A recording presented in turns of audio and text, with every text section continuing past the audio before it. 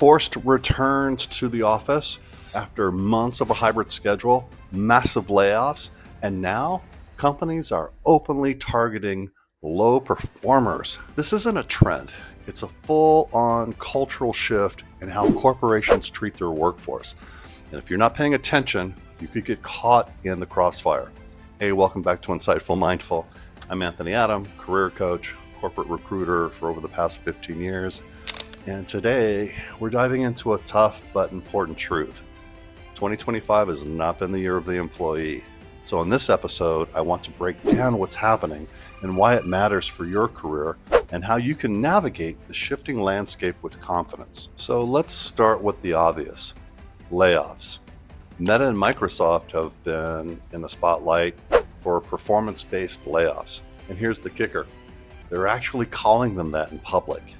For the first time in recent memory, a company has openly said, we're laying off low performers. And on the surface, that might sound fair. Who doesn't want a high performance team, right? But think about the ripple effects.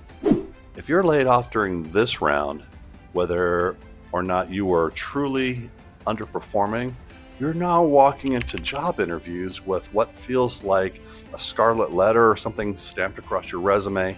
Hiring managers, especially in Silicon Valley, see Meta on your profile from this period, and suddenly you're branded as damaged goods, not because you weren't good enough, but because of perception.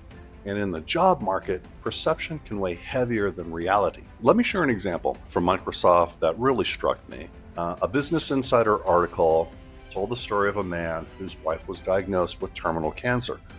His managers were supportive, even telling him to expect 120% of his bonus because his performance was strong despite what he was going through. But then, out of nowhere, HR stepped in. He was fired while on leave with no severance and told his health insurance expired that very night. I can't imagine it. You're doing everything right, fighting through personal tragedy, only to be treated as disposable. That story isn't about performance. It's about culture. And it shows us just how fragile job security really is, even for the dedicated employees. And I'm not picking on Microsoft or Meta or any of these companies. But when you go to the Warren site, announcements of impending layoffs are real. Okay, so what's really happening here? Big tech companies are shifting how they measure and reward performance. Microsoft, Google, Amazon, they're all introducing new models where rewards and job security are directly tied to rankings. We're talking about rankings now. We're talking about forced distribution curves, manage reward sliders, and performance tiers. In other words, if you're in the top 20%, you're golden. Bigger bonuses, stock, and recognition.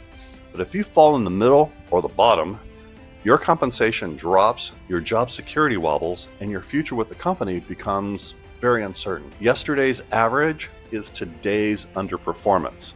That's the harsh reality. And here's another fun twist. Companies aren't just targeting individuals. They're targeting entire levels of middle management. That means fewer promotions, fewer leadership tracks, and fewer stepping stones to advance your career. What we're seeing is the hollowing out of traditional career ladders. And when you combine that with AI and automation taking on more roles, the message is clear. The corporate world is making short-term, bottom-line decisions, and employees are the cost they're most willing to cut. So I know that's a lot. So what does this all mean for you, the professional navigating this new landscape? It means you can't afford to coast. Quiet quitting, disengagement, just getting by, those days are over. Companies are actively rewarding top performance and quietly squeezing out the rest. It also means you need to take control of your career. Don't wait for someone else to decide your fate. You can show your value, make an impact visibly, and think strategically, not just about your current role, but about where you want to be 6 months, a year, 2 years from now. The professional who thrive in this environment will be the ones who stay adaptable, visible, and intentional. So here's the bottom line. 2025 has reminded us that job security is an illusion. Companies will protect their profits before they protect their people. But you don't have to play defense. you can play offense, focusing on delivering impact. Strengthen your personal brand inside and outside of work. Build skills that make you indispensable. And most importantly, think 2 steps ahead. Because in this new era of work, freedom doesn't come from the company you work for. It comes from the value you create and the choices you make. Thanks for tuning in to this episode. Insightful, mindful. If this hit home for you, share it with a friend who might need to hear it. And don't forget to subscribe. I appreciate you supporting the new channel.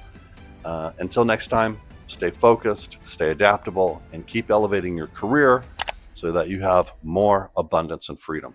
Talk to you soon.